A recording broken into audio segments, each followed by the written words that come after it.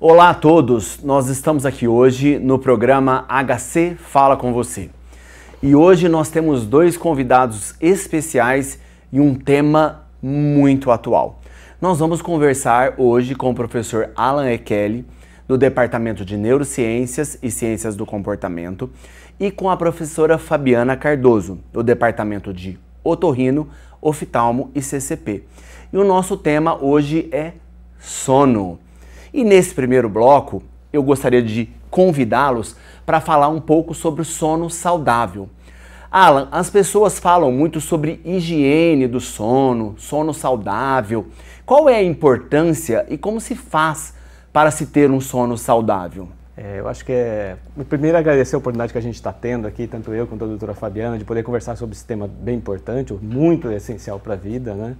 E vamos falar um pouquinho sobre sono saudável, né? Então, uma das maneiras de a gente poder explorar o sono ou entendê-lo de uma maneira que a gente possa dizer que ele tenha as melhores propriedades, é falar que o sono ele tem um tripé para sua avaliação, né? Ou para que ele tenha um sono saudável, como você está dizendo.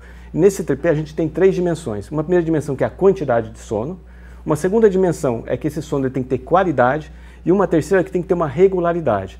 Ou seja, você tem que dormir a quantidade de sonos que você precisa de acordo com a sua idade, porque varia em função da idade, né? Esse sono que você dorme, ele deve ter a qualidade necessária, seja do ponto de vista externo, do ponto de vista ambiental, que ele deve ser propício para isso, seja do ponto de vista interno, que ele não deve ter nenhuma doença do sono ou outras condições clínicas que vão alterar o sono, né? E depois, por último, de nada adianta você dormir a quantidade adequada, ter um sono de qualidade, mas você não ter regularidade. Ou seja, um dia você vai dormir às 22 horas, outras 2 da manhã, outras 4 da tarde, é necessário uma regularidade. Se você tem a quantidade, a qualidade, a regularidade, sem dúvida nenhuma você vai ter um sono saudável.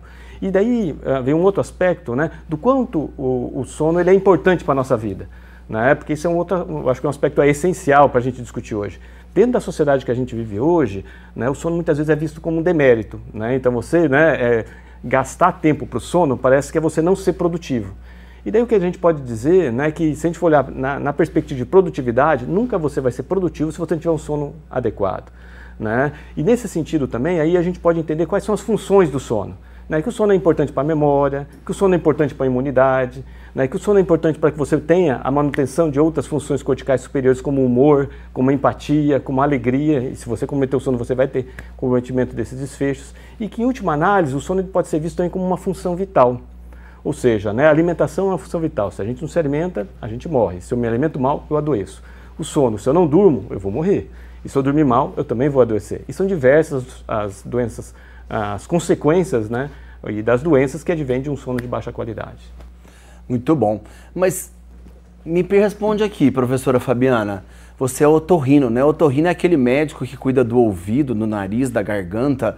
O que tem a ver o médico otorrino com o sono nesse cenário? Ele também sabe lidar com isso, diagnosticar e ver essa questão do sono saudável? Bom, primeiro gostaria muito de agradecer, Ricardo, o convite e estar participando aqui também com o Alan nessa participação e comentar que hoje a medicina do sono, né, é uma especialidade, outra especialidade médica que na verdade ela tem interface com várias outras especialidades, não só a neuro e a otorrino, mas também com psiquiatria, clínica médica, pediatria.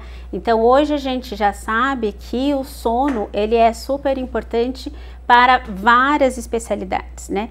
O otorrino ele vai trabalhar muito diretamente com uma parte mais específica, que são os pacientes com apneia do sono, que é uma das doenças que depois nós vamos comentar um pouquinho, onde aí a gente tem um fator obstrutivo durante o momento em que o paciente está dormindo, e nesse momento existe toda uma repercussão por causa desse fator obstrutivo.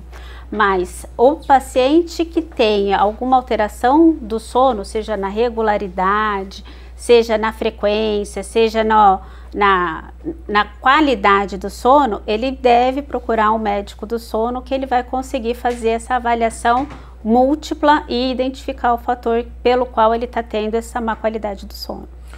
O Alan me deixou curioso, porque ele falou para mim que tem que ter regularidade, que tem que ter frequência, mas não falou números. Mas antes de eu passar para ele, você falou em apneia obstrutiva do sono. A apneia obstrutiva do sono tem a ver com ronco roncar quer dizer que eu tenho, não tenho, eu preciso avaliar se alguém que está do meu lado ronca, ela pode ter, não ter? Então esse é o ponto principal, né? O ronco é uma das manifestações do paciente que tem essa doença, que é a apneia do sono. A apneia do sono, basicamente, o paciente, na hora que está dormindo, ele vai apresentar esse colapso, né? A via aérea fecha, ele faz o ronco, ele às vezes faz inclusive aquelas pausas respiratórias que o acompanhante dá uma cutucada, né? Parece que você não está ventilando, você não está respirando direito, vira de lado, né? Então isso não é uma doença social, né? Antigamente as pessoas falavam que roncar era um problema social, mas não, hoje a gente sabe que roncar e ter apneia do sono, isso dá uma repercussão gravíssima em várias coisas. Então a pessoa começa a ter alterações cardiovasculares, ela tem maior chance de ter infarto, ela tem maior chance de ter AVC, né, o conhecido derrame. Então tem várias repercussões decorrentes da apneia do sono. E por isso o paciente precisa fazer a investigação e fazer o diagnóstico mais rápido possível. Ô Alan, vamos finalizar esse primeiro bloco. Você falou pra gente quanto, eu fiquei aqui curioso. 6 horas, 8 horas, dormir às 10, dormir todo dia, aí nem o final de semana pode escapar, 7 dias por semana. Tem uma receitinha mágica aí pros nossos ouvintes saberem o que seria um sono de qualidade aí de longo prazo? Isso, não, podemos falar assim, sabe? O tempo total do sono ele varia em função da idade, né? Então se a gente pegar um recém-nascido, ele pode dormir até 16 horas por dia. Né? Se a gente for pegar uma criança ali na segunda infância, ele vai estar dormindo próximo de 10, 11 horas por dia. Quando a gente pega da idade adulta, um jovem adulto em diante, é algo próximo de 7 a 8 horas por dia, e isso se mantém até no idoso. Então 7 a 8 horas por dia, a grande maioria das pessoas é o suficiente. Mas isso é uma curva normal, ou seja, tem extremos. Então tem pessoas que vão precisar de 9, 10, 11 horas de sono, mas são poucas, mas existem. E tem outras pessoas que vão dormir menos, vão dormir 6, até mesmo 5 horas de sono. Mas a sua grande maioria, para ter um sono saudável, né, quanto à quantidade, é necessário essas 7, 8 horas de sono. E vou falar mais um pouquinho assim, ainda quanto ao sono saudável. A gente pode pensar que o ambiente, um dos fatores, né, que determina a qualidade do sono é o ambiente. Então quando a gente vai olhar para o nosso ambiente, isso envolve também as medidas de higiene do sono, de boa qualidade do sono, a gente tem que ter um ambiente que ele seja quieto, escuro e termicamente agradável. Ou seja, você não deve ter estímulos no ambiente que possam atrapalhar e fazer com que você fragmente, ou que você acorde no meio da noite, ou mesmo que você tenha uma dificuldade para iniciar o sono. E nisso entra algo que é bastante importante, que todos nós temos nos nossos bolsos hoje, né, que é o celular. Que é o celular. Né? Então, o estímulo, né, doutor Alan? Então, quando eu estou na sala de aula, eu pergunto para os alunos assim, olha, qual a última coisa que você fez antes de fechar os olhos? É olhar o celular. E qual foi a primeira coisa que você faz ao acordar? É olhar o celular. Então, a gente tem que ter um pouco mais de atenção com o uso do celular, porque o celular, a depender do conteúdo e também ao tempo de exposição, ele pode reduzir, né, o nosso tempo total de sono, porque ele aumenta o tempo que a gente demora para dormir. E, consequentemente, reduz o nosso tempo total de sono e a gente vai ficar cansado outro dia. Nós vamos encerrar esse bloco, vamos voltar. No próximo bloco a gente vai conversar um pouco sobre as doenças, as repercussões e o que os professores estão fazendo aqui no HC para tratar esses pacientes que têm problema de sono. A gente vai mandar um abraço para o Carlos Cangemi, do Expediente do Ambulatório, e para o Hamilton dos Santos, do SESMIT, funcionários públicos aqui do HC de longa data e que merecem o nosso abraço em nome da Superintendência do HC. A gente volta no próximo bloco.